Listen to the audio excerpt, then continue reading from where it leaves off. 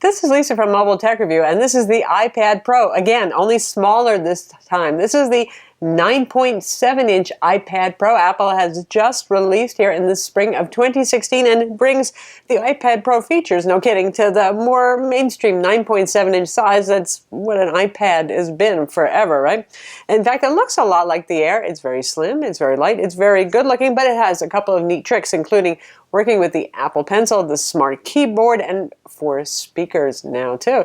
And not to mention the Apple A9X CPU, the latest, greatest CPU that's also in the bigger Pro. We're going to look at it now.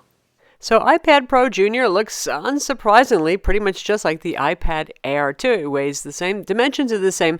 The 4 rather than 2 speaker grills give it away. It's available in rose gold, regular gold, silver, space gray, and it's good looking and as thin as ever, 6.1 millimeters. Crazy thin, but still feels like a quality piece of hardware.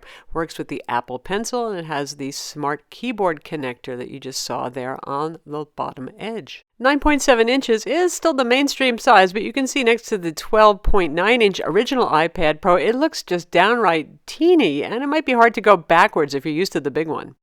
All right, before we do anything else, let's talk price.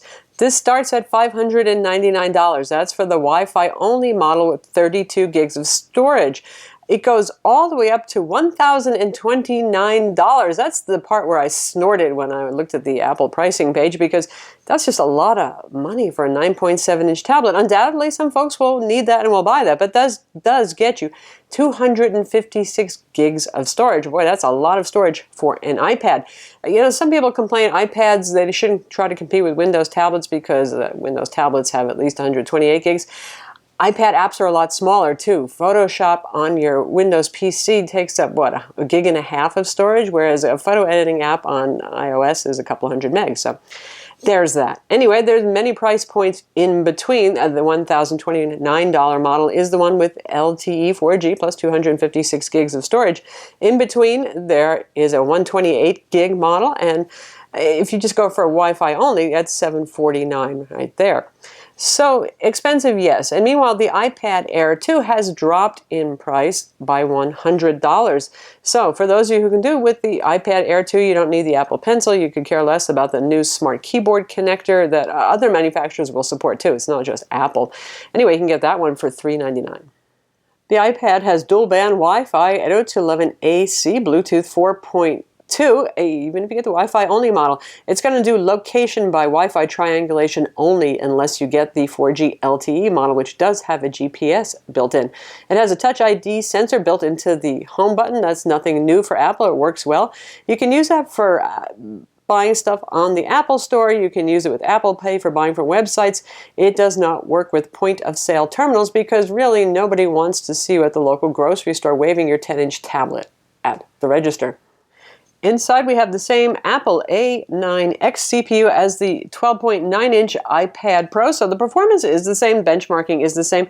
Here's our Geekbench 3 score you can see. That's pretty much the same as the score on the bigger iPad Pro, so you got the same performance here. Likewise, with a 3D Mark Ice Storm Unlimited score, 33,689, that's again pretty much the same thing as on the bigger iPad Pro. Both are considerably faster than the iPad Air 2, which runs on the A9 CPU. Google Octane, it scored 19,230. So you get the same performance whether you get the big or you get the small unit.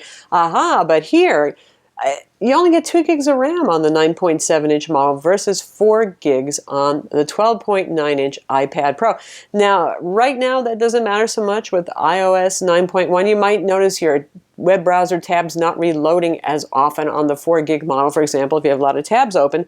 But going forward, I would have liked to have seen 4 gigs because it seems like Apple has plans to make iOS more robust, especially if they want to continue taking on laptops. Now, speaking of taking on laptops, just like the bigger iPad Pro, there is a smart cover that Apple sells. It's $149 for the 9.7-inch, and we actually have the bigger model because keyboard right here that for the 12.9-inch iPad Pro, because you still really can't find the smaller one in stores. So it's the same exact design. It's the fabric-y kind of thing. The key is to have Well, they actually do have decent tactile feel, even though it feels like the kind of keyboard you wouldn't like. When you use it, it's not bad. It is not backlit. It does not have a trackpad. iOS doesn't really support trackpads, so that's why you don't see them on any keyboards, even third-party ones. And that is something Apple's going to have to consider adding, I think, if they really want to go after the laptop market. The resolution here on this display is the same as the iPad Air, so there's no change there. You've got 2048 by 1536 pixels, IPS, but Apple is making us bigger iPad Pro owners feel a little crappy today here because they're saying that this has even wider color gamut and lower reflectance than the bigger model, but it is smaller and lower resolution, so you can feel better about that. We have a fairly high dynamic range HDRI's photo here, and you can see how absolutely stunning it looks. It uses a wide cinema gamut, supposedly, but honestly, putting it next to our bigger iPad, it's really hard to see the difference. In fact, here we have showing the same picture side by side. Obviously, the difference between the white and black bezels will change one's perception, but honestly, between the two of these, I can see a little bit more vibrance in the lighter colors there on the smaller iPad, but other than that, it's pretty darn close in terms of color saturation. Slightly better on the little iPad, though. Another new feature for the smaller one is True Tone Display, which we have disabled right now. If you turn it on, it's not going to make a whole lot of difference right now, but see how the whites just got yellower? It adjusts to ambient lighting temperature. So incandescent lights, your everyday light bulbs, tend to be kind of warm, making the screen look overly blue-whitish. Now, a lot of you like the blue-whitish look, so there's that, but you can disable it, obviously, and if you're in a photo editing or video editing app, it's going to disable anyway, because you don't really want your color balance just changing dynamically all the time. Some people may like it, but I know a lot of you already feel like your iPad screens are sometimes yellow, which honestly, they're really not in terms of measuring them. But it's there if you want it, and I actually do find that using that, particularly at night when you're sitting at the couch and it's not really very bright in the room, it's much easier on the eyes. Now, both the bigger and the smaller iPad Pros support split-screen multitasking here, and honestly, this is where I like the 12.9-inch better because it feels more like using a laptop. No, you don't have floating windows. You only have the split screen, resizable, but there's enough screen real estate that I can actually easily use, say, on the big one right there. I've got OneNote going and a web browser so I can refer to stuff, whereas it's still on a 9.7-inch screen feels like something I'm suffering through until I can get to a bigger computer. Also, the funny thing about the big iPad Pro, now I personally actually bought one and returned it because it felt so ungainly huge and delicate.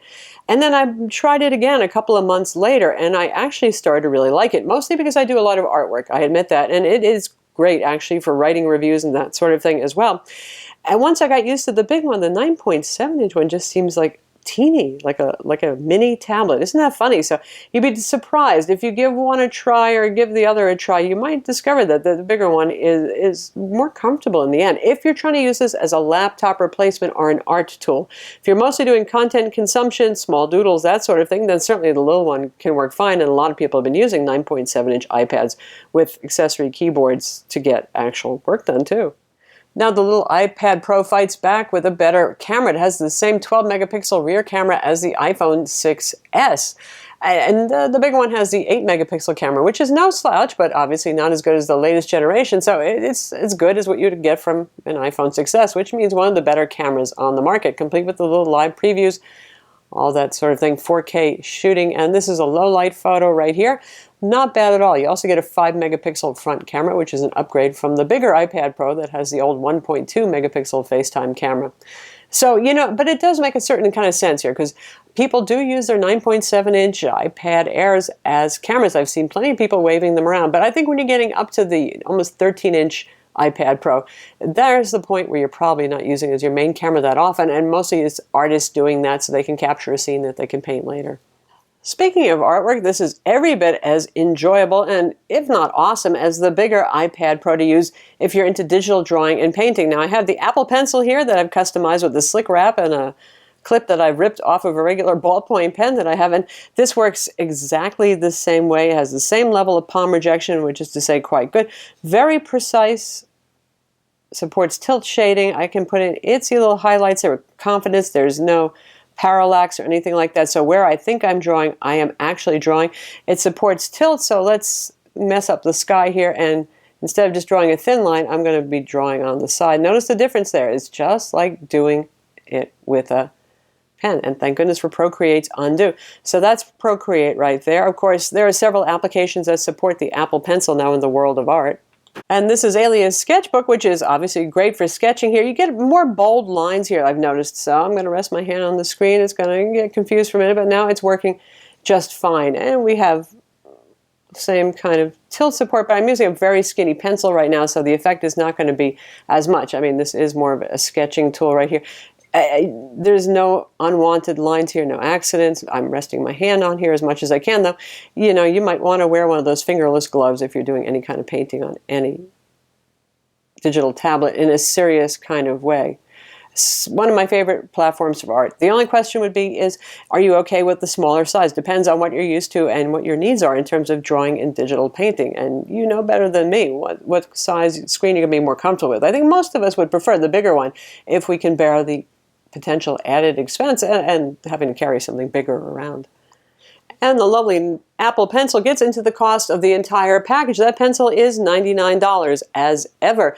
The Smart Keyboard cover from Apple is $149, and I'm sure Logitech will have a Create that fits this with a smaller keyboard, and probably Zag and others, and I bet they're all going to be priced over $100. So far they have been for the bigger model. So when you're considering buying your $599 and up iPad Pro 9.7, factor in the cost of those accessories if you want them. And if you're thinking about this versus a laptop, that's a whole nother discussion. We can have a video on that. We can smack this down with a tablet of your choice. I could certainly see the Samsung Galaxy Tab Pro S Windows 12-inch tablet we recently reviewed being a candidate for that. Now, one of the things that the iPad does offer is, generally speaking, better battery life than most Windows tablets, and Apple claims 10 hours on a charge. Now, Apple's pretty honest about these things, and they're pretty accurate as well. So, obviously, if you're going to be playing Asphalt 8 for a couple hours, it's going to be shorter. But if you're using this to surf the web, stream video, draw, paint, do Word documents, then that's pretty spot on if you've got your brightness around 40 or 50% or so. Also, another benefit of iOS is the apps are a lot cheaper. Goodness knows Photoshop is very expensive, but some of the mobile programs don't have nearly all the features of Photoshop on the desktop, but they do have layers and a lot of decent tools, and a lot of people can probably get by with that. And those apps are $20 or less, a lot of them. iMovie is free, iPhoto is free, now called Photos. You get Apple's Office Suite for free on this, and this falls under the Microsoft under 10-inch tablet rule, where you should be able to use Office for free on this, though it doesn't have all the features of the pay-for version, which comes with your Office 365 subscription for your desktop computers. So how about the 4-speaker audio on this 1-pound tablet? Actually, just a hair under, and that's 444 grams. It's very good. Now, one of our YouTube videos isn't as exciting as listening to some action-packed drama, which is really where you're going to hear the audio projecting in the room in a very neat way from both sides at once. But let's hear the speakers that are about 66% volume. The iPad Pro itself, it was kind of just like a giant, well, iPad Air. But then we got a hold of the Apple Pencil, and we had to separate. It's natural, it's full, and it's a great improvement over the iPad Air 2, which was okay, but not great. Like I said, this one, if you're watching a movie or something like that with really neat surround sound audio, you'll hear the separation. It's good. So there it is, the iPad Pro 9.7-inch. If you really like the idea of the Pro, probably particularly the Apple Pencil for those who have a use for this, because the Apple Pencil really is that good, here it is in a more affordable and more mainstream size. Of course, some places have been having pretty aggressive sales on the 12.9-inch, including Staples in the United States, so you might find the price difference between the two is not that far apart. I do suggest you buy based on your preferred size preference. Try them both out in person if you haven't already, and make your decision then. I'm Lisa from Mobile Tech Review. Be sure to visit our website for the full written review and subscribe to our YouTube channel for more cool tech videos.